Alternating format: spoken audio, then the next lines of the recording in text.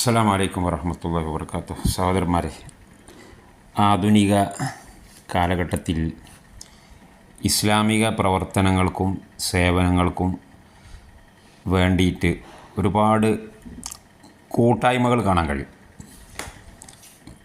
സംഘടനകൾ എന്ന പേരിലും മറ്റുമൊക്കെ ഇത്തരം കൂട്ടായ്മകൾ ശരിയായ ആദർശത്തിൽ കെട്ടിപ്പടുത്തതുണ്ട്. ബിദ്അത്തും ഖുറാഫാത്തും എല്ലാം കെട്ടിപ്പടുത്തതുണ്ട്. ഈ കൂട്ടായ്മകളുടെ ഇടയിലൊക്കെ വലിയ പ്രശ്നങ്ങൾ പലപ്പോഴും കാണാറുണ്ട്. അഹ്ലുസുന്നയുടെ ആശയത്തിൽ കെട്ടിപ്പടുത്തതും ബിദ്അത്തിൻ്റെ ആശയത്തിൽ കെട്ടിപ്പടുത്തതും തമ്മിൽ എന്തായിരുന്നാലും പ്രശ്നങ്ങളുണ്ടാകും. അതവിടെ ഇരിക്കട്ടെ, ഞാൻ അതിനെക്കുറിച്ചല്ല പറയുന്നത്. ശരിയായ ആദർശത്തിൽ രൂപം കൊണ്ട സംഘടനകൾ തന്നെ അല്ലെങ്കിൽ പ്രസ്ഥാനങ്ങൾ തന്നെ പലപ്പോഴും വലിയ പ്രശ്നങ്ങളും വിവാദങ്ങളും അതുപോലെ പരസ്പരം അങ്ങോട്ടും ഇങ്ങോട്ടും ചെളി വാരിയെറിയലുമൊക്കെ വ്യാപകമായി നടന്നുകൊണ്ടിരിക്കുന്നതാണെന്ന് എല്ലാവർക്കും അറിയാം. നമ്മുടെ നാട്ടിലും പുറത്തുമൊക്കെ ഉണ്ട്. അതുപോലെ തന്നെ പഴയ കാലത്ത്, ഇതിപ്പോൾ ഞാനിപ്പോൾ ഈ പറഞ്ഞ ആധുനിക കാലത്ത്, എന്നാൽ പഴയ കാലത്ത് തന്നെ ഉള്ള ഒരു ചെറിയ പ്രശ്നമാണിത്. അത് വളരെ ചെറിയ രീതിയിലൊക്കെ പണ്ട് കാലത്ത് തന്നെ ഇത്തരം പ്രശ്നങ്ങൾ തലപൊക്കിയിട്ടുണ്ട്. നമ്മുടെ കാലത്ത് വലിയ രീതിയിൽ തലപൊക്കി, എന്നാൽ പണ്ടേക്കു തന്നെ ഇത്തരം പ്രശ്നങ്ങൾ ചെറിയ രീതിയിൽ ഉണ്ടായിരുന്നു. ഉദാഹരണത്തിന് നബി സല്ലല്ലാഹു അലൈഹി വസല്ലമയുടെ സഹാബത്തിൻ്റെ കാലത്തുണ്ടായിരുന്ന ഒരു കൂട്ടായ്മയാണ് മുഹാജിറുകളും അൻസാരികളും. അത് പരിശുദ്ധ ഖുർആനിൽ തന്നെ പേര് പറയപ്പെട്ട രണ്ട് കൂട്ടായ്മയാണ്. മക്കയിൽ നിന്ന് മദീനയിലേക്ക് പോയ ആളുകൾ, അവരാണ് മുഹാജിറുകൾ. മദീനയിൽ ചെന്നപ്പോൾ അവരെ സഹായിച്ച മദീനക്കാരായ ആളുകളാണ് അൻസാരികൾ. അള്ളാഹുവിൻ്റെ അടുക്കൽ അൻസാരികളെക്കാൾ ശ്രേഷ്ഠതയും പോരിശയും ഉള്ളവർ മുഹാജിരിങ്ങളാണ്. ഏതായിരുന്നാലും ഈ രണ്ട് വിഭാഗം സഹാബത്തിൻ്റെ കാലത്ത് തന്നെ ഉണ്ടല്ലോ, റസൂലുള്ളാഹിൻ്റെ കാലത്തുണ്ടല്ലോ. അത് രണ്ട് കൂട്ടായ്മയാണല്ലോ, രണ്ട് പേരിൽ അറിയപ്പെടുന്നവരാണല്ലോ. ആ പേര് പരിശുദ്ധ ഖുർആൻ തന്നെ ഉപയോഗിച്ചിട്ടുണ്ടല്ലോ, നമ്മളൊക്കെ ഉപയോഗിക്കുന്നുണ്ടല്ലോ. എന്നാൽ ഈ പേരിൻ്റെ പേരിൽ തന്നെ ചിലപ്പോൾ സഹാബികളുടെ ഇടയിൽ ചില സന്ദർഭങ്ങളിൽ പ്രശ്നങ്ങളുണ്ടായി. ചില ആളുകൾ, അൻസാരികളായ ചില ആളുകൾ, ഞങ്ങൾ അൻസാരികളാണ്, അല്ലെങ്കിൽ ഒരാൾ അവരെ കൂട്ടത്തിൽപ്പെട്ടൊരു അൻസാരിയെ ഒരാളെ സഹായിക്കാൻ വേണ്ടി പറയുമ്പോൾ അദ്ദേഹം ഞങ്ങളെ കൂട്ടത്തിൽപ്പെട്ടൊരു അൻസാരിയാണെന്ന് പറയും. മുഹാജിറുകളുടെ മുമ്പിൽ വെച്ചിട്ട് അങ്ങനെ പറയുമ്പോൾ അതൊരു എന്താ പറയുക, ഒരു കക്ഷിത്വത്തെ ഇളക്കി വിടുന്നതായി. ചിലപ്പോൾ മുഹാജിറുകളിൽപ്പെട്ടവർ പറയും അദ്ദേഹം വഹുവ മുഹാജിരിയുൻ, അദ്ദേഹം മുഹാജിരിയാണ്, ഞങ്ങളെ കൂട്ടത്തിൽപ്പെട്ട ആളാണ് എന്ന രീതിയിൽ. അപ്പോൾ ഇത് റസൂലുള്ളാഹി അറിഞ്ഞു. റസൂലുള്ളാഹി അറിഞ്ഞപ്പോൾ അവരെ ശകാരിച്ചു. അവരോട് പറഞ്ഞു, ദഊഹ ഫ ഇന്നഹ മുൻതിന, ഇത് ജാഹിലിയ സംസ്കാരമാണ്. ഈ ജാഹിലിയ സംസ്കാരം ചീഞ്ഞ് നാറുന്ന നാറ്റക്കേസാണ്, അത് നിങ്ങൾ ചെയ്യാൻ പാടില്ല. ഇമാം ബുഖാരി ജാബിർ റളിയല്ലാഹു അൻഹുവിൽ നിന്ന് ഉദ്ധരിച്ച ഹദീസാണ്. അപ്പോൾ തുടക്കത്തിൽ തന്നെ ഇങ്ങനെ ചെറിയ പ്രശ്നമുണ്ട് ഈ കൂട്ടായ്മകളുടെ പാർശ്വഫലം എന്ന നിലക്ക്. ഇനി അവിടെ നിന്ന് ഇങ്ങോട്ട് പോന്നാൽ ഓരോ കാലഘട്ടത്തിൽ, താബീങ്ങളുടെ കാലത്ത്, ഈ സഹാബത്തിൻ്റെ കാലത്ത് തന്നെ ചില സഹാബികൾക്ക് കുറേ ശിഷ്യന്മാരുണ്ടാവും. അബ്ദുല്ലാഹിബിൻ അബ്ബാസ് റളിയല്ലാഹു അൻഹുമ, അദ്ദേഹത്തിന് കുറേ ശിഷ്യന്മാരുണ്ടായിരുന്നു. അബ്ദുല്ലാഹിബിൻ ഉമർ റളിയല്ലാഹു അൻഹുമ, അദ്ദേഹത്തിന് വേറെ കുറേ ശിഷ്യന്മാരുണ്ടായിരുന്നു. അബൂ മൂസൽ അശ്അരി റളിയല്ലാഹു അൻഹുവിന് കുറേ ശിഷ്യന്മാരുണ്ടായിരുന്നു. അപ്പോൾ ഈ ശിഷ്യന്മാരെല്ലാം കൂടെ ഒരു ഉസ്താദിൻ്റെ ചുറ്റുപാടും ഇങ്ങനെ ഒരുമിച്ച് കൂടുമ്പോൾ ചിലപ്പോൾ എന്തെങ്കിലും അപ്പുറത്തുള്ള ഗ്രൂപ്പുമായിട്ട് എന്തെങ്കിലും ചെറിയ സൗന്ദര്യപ്പണക്കുണ്ടാകാനുള്ള സാധ്യത ഉണ്ട്. താബീങ്ങളുടെ കാലത്തുണ്ടായിരുന്നു. മദ്ഹബിൻ്റെ ഇമാമിങ്ങൾ വലിയ പണ്ഡിതന്മാരാണല്ലോ. ഇമാം അബൂ ഹനീഫ് റഹിമഹുള്ള വലിയ പണ്ഡിതനാണ്, മല പോലെയുള്ള പണ്ഡിതൻ. അദ്ദേഹത്തിന് ഒരു പ്രത്യേക സ്കൂൾ തന്നെ ഉണ്ടായിരുന്നു. ആ സ്കൂളിലേക്ക് ചേരുന്ന ശിഷ്യന്മാരും വിദ്യാർത്ഥികളും അനുയായികളും അദ്ദേഹത്തെ ചുറ്റിപ്പറ്റി മതപരമായി പഠിക്കുകയും പഠിപ്പിക്കുകയും പ്രചരിപ്പിക്കുകയും ഒക്കെ ചെയ്തു. അപ്പോൾ അവർ പൊതുവെ ഹനഫികൾ, അൽ ഹനഫിയ എന്നൊരു പേരിൽ അറിയപ്പെടുന്നു. പിന്നെ ഇമാം മാലിക് ഇബ്നു അനസ്, ഇതെല്ലാവർക്കും അറിയുന്നതാണ്. ഇവരുടെ ഇടയിൽ ചിലപ്പോൾ പ്രശ്നങ്ങളുണ്ടായിട്ടുണ്ട്, വമ്പിച്ച പ്രശ്നങ്ങളുണ്ടായിരുന്നു. വമ്പിച്ച പ്രശ്നങ്ങൾ എന്ന് പറഞ്ഞാൽ എത്രത്തോളം എന്ന് വെച്ചാൽ ഒരു പള്ളിയിൽ 2, 3, 4 ജമാഅത്തുകളൊക്കെ നടക്കുന്ന അവസ്ഥകൾ വരെ ഉണ്ടായിരുന്നു. പരിശുദ്ധ മക്ക മുക്കറമയിൽ വരെ, പരിശുദ്ധ കഅബാലയത്തിൽ വരെ 4 ജമാഅത്തുകൾ. ഹനഫി ആദ്യം, പിന്നെ മാലിക്കി, പിന്നെ ഷാഫി, പിന്നെ ഹംബലി. ളുഹർ നിസ്കരിക്കുന്ന ഒറ്റ ജമാഅത്തല്ല, 4 ജമാഅത്ത്. ഈ ഒരു അവസ്ഥാവിശേഷം ഉണ്ടായിരുന്നു. സൗദി അറേബ്യയിൽ നജ്ദിയൻ ദാവത്ത് പ്രസ്ഥാനം, എതിരാളികൾ വഹാബികൾ എന്ന് വിശേഷിപ്പിക്കുന്ന വഹാബി പ്രസ്ഥാനത്തിന് അധികാരവും രാഷ്ട്രീയ ശക്തിയും ലഭിച്ചതിൻ്റെ ശേഷം പോലും ഈ മോശപ്പെട്ട ഒരു പ്രവണത അവിടെ നിലനിന്നിരുന്നു. പിന്നെ 20-ാം നൂറ്റാണ്ടിൻ്റെ തുടക്കത്തിൽ അബ്ദുൽ അസീസ് രാജാവിൻ്റെ കാലത്താണ് അത് പൂർണ്ണമായ നിലക്ക് അവിടുന്ന് നിർമ്മാർജ്ജനം ചെയ്യപ്പെട്ടത്. അത്രത്തോളം വേരാഴ്ന്ന് പോയിട്ടുള്ള ഒരു ദുരാചാരമായിരുന്നു അത്. അതും ഈ കൂട്ടായ്മയുടെ പാർശ്വഫലമായിട്ടുണ്ടായതാണ്. അപ്പോൾ ഇത് ആധുനിക കാലത്ത് മാത്രമല്ല, മുമ്പേ ഉണ്ട് എന്നതിന് സൂചിപ്പിക്കാൻ വേണ്ടി പറഞ്ഞതാണ് ഞാൻ. അപ്പോൾ ഇത് കണ്ട് ചില ആളുകൾ പറയും, ചില ആളുകൾ ഈ കൂട്ടായ്മകളൊന്നും പാടില്ല, അതായത് വേറൊരു ഭാഷ പറഞ്ഞാൽ സംഘടന പാടില്ല, സംഘടന പാടില്ല എന്ന് പറയുന്നൊരു സിദ്ധാന്തം മെനഞ്ഞെടുത്ത് കൊണ്ടുവന്നിട്ടുണ്ട് ചില ആളുകൾ. അവർ അങ്ങനെ ഒരു നിലപാടിലേക്ക് എത്താനുള്ള കാരണമാണ് ഇപ്പോൾ ഞാനിതുവരെ പറഞ്ഞത്. സംഘടന പാടില്ല, കാരണം സംഘടന ഉണ്ടായിക്കഴിഞ്ഞാൽ അങ്ങോട്ടും ഇങ്ങോട്ടും ചീത്ത വിളിക്കും, പക്ഷപാതിത്വം ഉണ്ടാകും, അടിയും പൊടിയും ഉണ്ടാകും, വക്കാണവും ഉണ്ടാകും, ഒരു പള്ളിയിൽ 2 ജമാഅത്ത് 3 ജമാഅത്ത് ഉണ്ടാകും, ഒരു നാട്ടിൽ 2 പള്ളി ഉണ്ടാകും. ഇങ്ങനെയുള്ള പ്രശ്നങ്ങളൊക്കെ പറഞ്ഞിട്ട് ഇങ്ങനെയുള്ള കൂട്ടായ്മ പാടില്ല എന്ന ഒരു അവസ്ഥയിലേക്ക് എത്തിപ്പെട്ടിട്ടുണ്ട് ചില ആളുകൾ. അതിനവർ അസബിയത്ത് എന്നും ഹിസ്ബിയത്ത് എന്നും മലയാളത്തിൽ കഷിത്വം എന്നും ഗ്രൂപ്പിസം എന്നൊക്കെ പറയും. അവർ ഭയപ്പെടുന്ന ആ പ്രശ്നം നമ്മളും ഭയപ്പെടുന്നുണ്ട്. കാരണം ഇതൊന്നും ഉണ്ടാകാൻ പാടില്ല. ഉണ്ടാകാൻ പാടില്ലാത്ത ദൂഷ്യങ്ങളാണ് ഈ പറഞ്ഞതൊക്കെ. അപ്പോൾ അവർ ഭയപ്പെടുന്ന ആ സംഗതി, ആ കാരണം വളരെ അപകടകരമായ കാരണമാണ്. നമ്മളും അത് ഭയപ്പെടുന്നു. ഒരു ശരിയായ മുസ്ലിം അതിനെ ഭയപ്പെടണം, യാതൊരു സംശയമില്ല. പക്ഷേ അവരുടെ ആ നിലപാട് ശരിയാണോ? കക്ഷി ഉണ്ടാകാൻ പാടില്ല, പ്രത്യേക ഒരു വിഭാഗം ഉണ്ടാകാൻ പാടില്ല, ചില പ്രത്യേക ലക്ഷ്യങ്ങൾക്ക് വേണ്ടി ഒരു സംഘടിത രൂപം ഉണ്ടാകാൻ പാടില്ല എന്ന നിലപാട് ശരിയല്ല. കാരണം ഞാൻ നേരത്തെ പറഞ്ഞു കൊടുത്ത് തന്നെ മനസ്സിലാക്കാമല്ലോ, മുഹാജിറുകളെ വേർതിരിച്ച് അറിയാൻ വേണ്ടി അള്ളാഹു ഖുർആനിൽ മുഹാജിറുകൾ എന്ന് തന്നെ പ്രയോഗിച്ചു. അൻസാരികളെപ്പറ്റി അൻസാറുകൾ എന്ന് പ്രയോഗിച്ചു.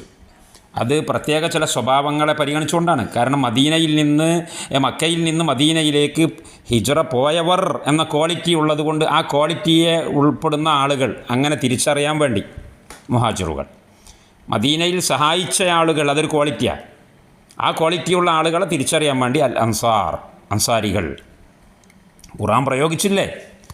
പക്ഷെ എന്നാലും മുഹാജിരി അൻസാരി എന്ന പേരിൽ ചിലപ്പോഴൊക്കെ അസ്വാരസ്യങ്ങൾ തലപൊക്കിയിട്ടുണ്ടായിരുന്നു. അപ്പോൾ റസൂലുള്ളാഹി തങ്ങൾ അതിനെ ട്രീറ്റ് ചെയ്ത് അങ്ങനെ നിങ്ങൾ ചെയ്യാൻ പാടില്ല. ദഊഹ ഫഇന്നഹ മുൻതിന, നിങ്ങൾ ആ സ്വഭാവം ശരിയല്ല.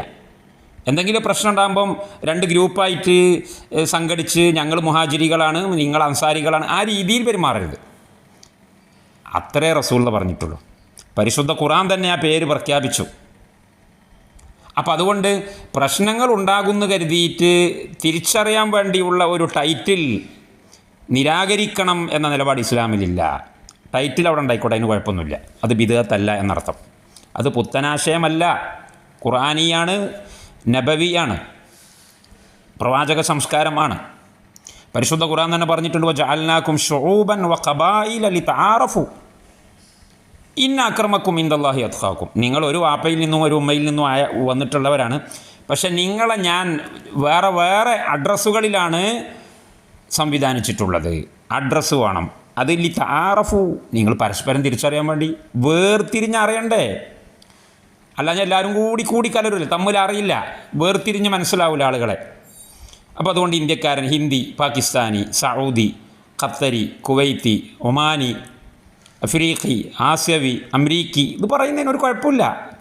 ഒരു മനുഷ്യനെ തിരിച്ചറിയണ്ടേ. അതെങ്ങനെ ബിദ്അത്താവുക? അത് അല്ലാഹു തആല തന്നെ ചെയ്തിട്ടുള്ളതാ. വജഅൽനാകും, ഞാൻ നിങ്ങളെ ആക്കി, ശുഊബൻ വഖബായില, വിവിധ ഗോത്രങ്ങളും വിവിധ കുടുംബങ്ങളും വിവിധ നാടുകളും വിവിധ വിഭാഗങ്ങളും ആക്കി. പക്ഷെ അതെന്തിനു വേണ്ടിയല്ല, നിങ്ങൾ പരസ്പരം അങ്ങോട്ടും ഇങ്ങോട്ടും കലഹിക്കാൻ വേണ്ടിയിട്ടോ പെരുമ്പറ അടിക്കാൻ വേണ്ടിയിട്ടോ ദുരഹങ്കാരം കാണിക്കാൻ വേണ്ടിയിട്ടോ അല്ല, പിന്നെ താറഫു, നിങ്ങൾ പരസ്പരം അങ്ങോട്ടും ഇങ്ങോട്ടും തിരിച്ചറിയാൻ വേണ്ടിയിട്ടാണ്. അപ്പോൾ അതുകൊണ്ട് അതിന് കുഴപ്പം ഇല്ല. ഹനഫി, മാലിക്കി, ഷാഫിഈ, ഹംബലി, അതിലുണ്ട് തിരിച്ചറിവ്. കാരണം ഈ 4 മദ്ഹബുകളുടെ ഇടയിലും ഖുർആനും സുന്നത്തും മനസ്സിലാക്കുന്ന വിഷയത്തിൽ ചില വൈജാത്യങ്ങളുണ്ട്, വൈവിധ്യങ്ങളുണ്ട്. അതിൻ്റെ ഉസൂലിയും ഫുറൂഇയുമായ വിഷയങ്ങളിൽ വിശുദ്ധ ഖുർആനിൽ നിന്ന് ഒരു നിയമം നിർദ്ധാരണം ചെയ്യേണ്ടത് എങ്ങനെ, ഫൈൻ തനാസാത്തും ഫി ഷൈഇൻ ഫർദൂഹു ഇലല്ലാഹി വറസൂൽ എന്നാണല്ലോ. നിങ്ങളുടെ ഇടയിൽ പ്രശ്നം ഉണ്ടാകുമ്പോൾ ഖുർആനിലേക്കും സുന്നത്തിലേക്കും മടക്കണം. ഇത് മടക്കുക എന്ന് പറഞ്ഞാൽ എന്താ? മടക്കുക എന്ന് പറഞ്ഞാൽ ഒരു മരക്കഷ്ണം അല്ലെങ്കിൽ പിന്നെ എന്തെങ്കിലും ഒരു സാധനം എടുത്തിട്ട് ഇങ്ങനെ മടക്കുന്നതല്ല. നമ്മുടെ ഈ നിലപാടും ഖുർആനിൻ്റെ നിലപാടും തമ്മിൽ മാറ്റുരച്ചു നോക്കണം. എന്നിട്ട് ഖുർആൻ്റെ നിലപാടിനോട് സുന്നത്തിൻ്റെ നിലപാടിനോട് അത് യോജിക്കുന്നുണ്ടെങ്കിൽ അത് സ്വീകരിക്കണം, അല്ലെങ്കിൽ അത് തള്ളിക്കളയണം എന്നാണ് ആ പറഞ്ഞതിൻ്റെ അർത്ഥം. അപ്പോൾ ഈ മാറ്റുരച്ചു നോക്കാൻ ഓരോ ശൈലികളുണ്ട് ഓരോരുത്തർക്ക്. ഹനഫി ശൈലി ആയിക്കൊള്ളണം എന്നില്ല മാലിക്കി ശൈലി എല്ലാ വിഷയത്തിലും. അത് വേറെ ഒരു മേഖല ആയതുകൊണ്ട് ഞാനിപ്പോൾ അതിലേക്ക് കടക്കുന്നില്ല. പല ശൈലികളുണ്ടാവും പണ്ഡിതന്മാരുടെ ഇടയിലുള്ള ശൈലികൾ. അപ്പോൾ ഈ ശൈലികൾ തമ്മിൽ വേറിട്ടറിയണ്ടേ? അറബി ഭാഷ ഉച്ചരിക്കുന്നതോട് തന്നെ എന്തെല്ലാം ശൈലിയുണ്ട്. പരിശുദ്ധ ഖുർആൻ പാരായണം ചെയ്യുന്നവർക്ക് എത്ര ശൈലിയുണ്ട്. നിങ്ങൾ ഗൾഫിലൊക്കെ പോയാൽക്കറിയാം. മാലിക്കി യൗമിദ്ദീൻ എന്ന് ഓതുന്നവരുണ്ട്, മലിക്കി യൗമിദ്ദീൻ എന്ന് ഓതുന്നവരുണ്ട്. അറേബ്യൻ സമൂഹത്തിൽ അറബി ഭാഷ അവരുടെയൊക്കെ ഭാഷ, എന്നാൽ പോലും മക്കയിലുള്ളവർ സംസാരിക്കുന്ന അതേ ശൈലിയിൽ ആയിക്കൊള്ളണം എന്നില്ല മദീനയിലുള്ളവർ സംസാരിക്കുന്നിടത്ത് പോലും വൈജാത്യങ്ങളുണ്ട്, വൈവിധ്യങ്ങളുണ്ട്. ഒരൊറ്റ ഭാഷയിൽ എന്നതുപോലെ മനസ്സിലാക്കുന്നിടത്തുണ്ടാവും. ഈ പറഞ്ഞതിൻ്റെ അർത്ഥം എല്ലാ വിഷയം മനസ്സിലാക്കുന്നിടത്തല്ല, ലാ ഇലാഹ ഇല്ലല്ലാഹ്ന്റെ മാന മനസ്സിലാക്കുന്നിടത്തല്ല ഇപ്പോൾ ഈ പറയുന്നത്. വേറെ ചില വിഷയങ്ങളിലൊക്കെ ഉണ്ടാവും.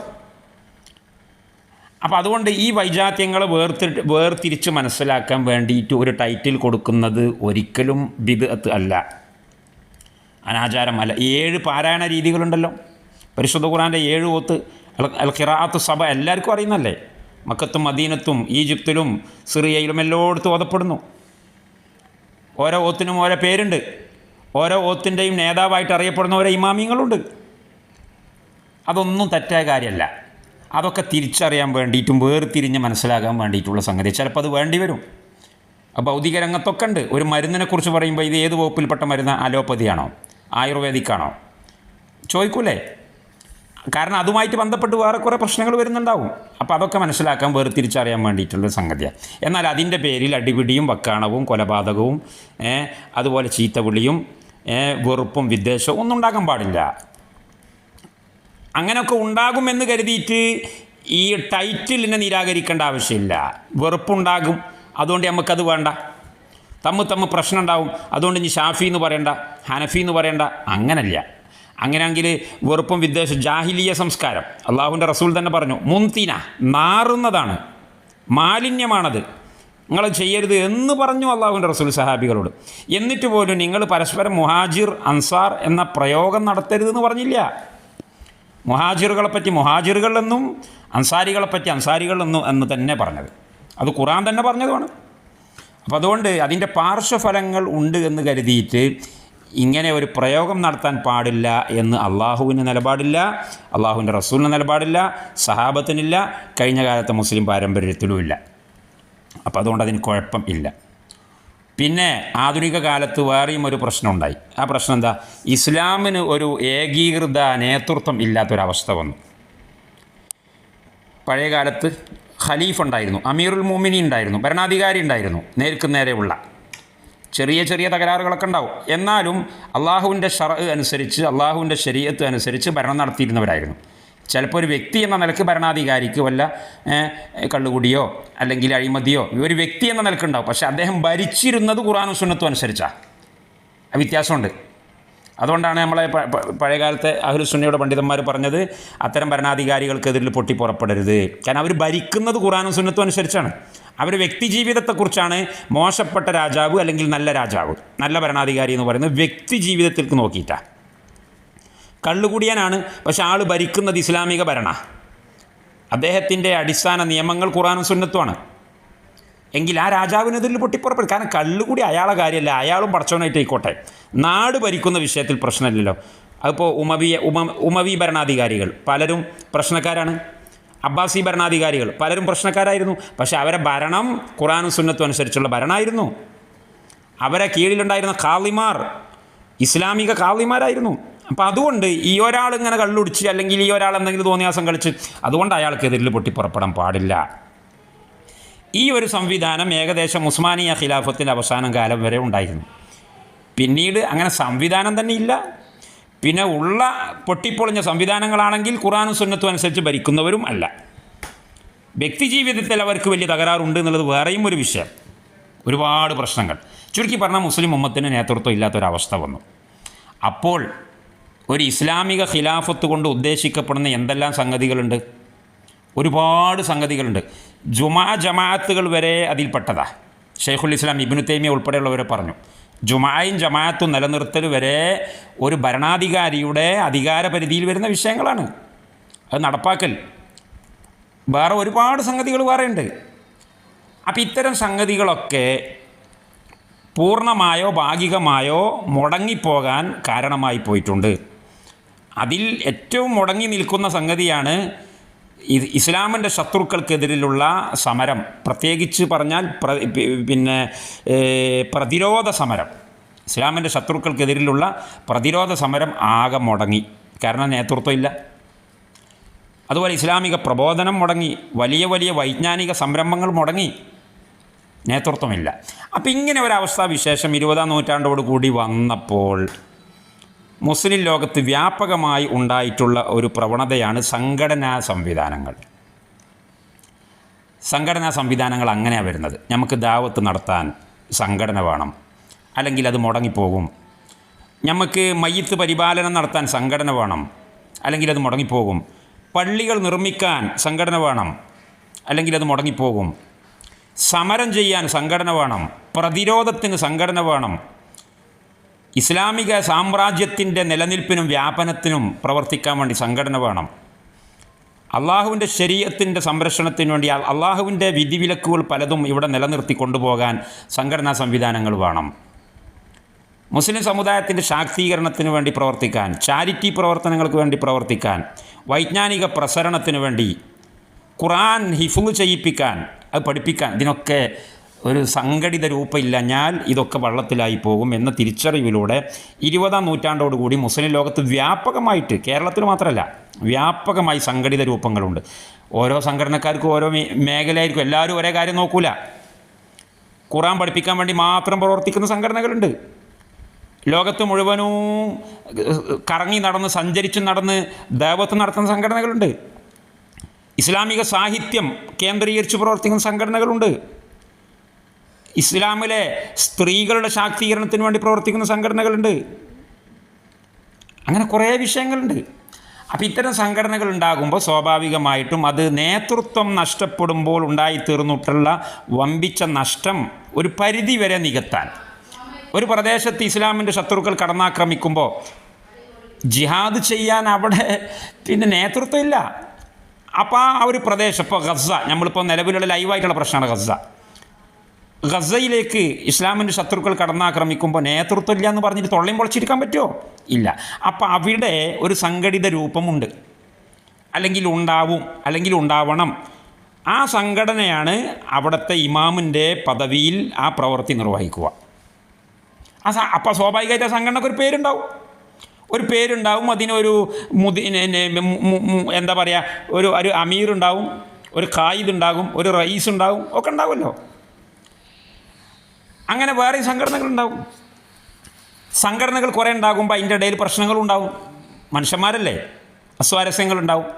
അപ്പോൾ അസ്വാരസ്യങ്ങൾ ഉണ്ടാകുമെന്ന് കരുതിയിട്ട് സംഘടന ഉണ്ടാകാൻ പാടില്ല, സംഘടിക്കാൻ പാടില്ല, സംഘടനാ വിരുദ്ധനാവണം എന്ന് പറഞ്ഞാൽ ഇതൊക്കെ മുടങ്ങിപ്പോവും.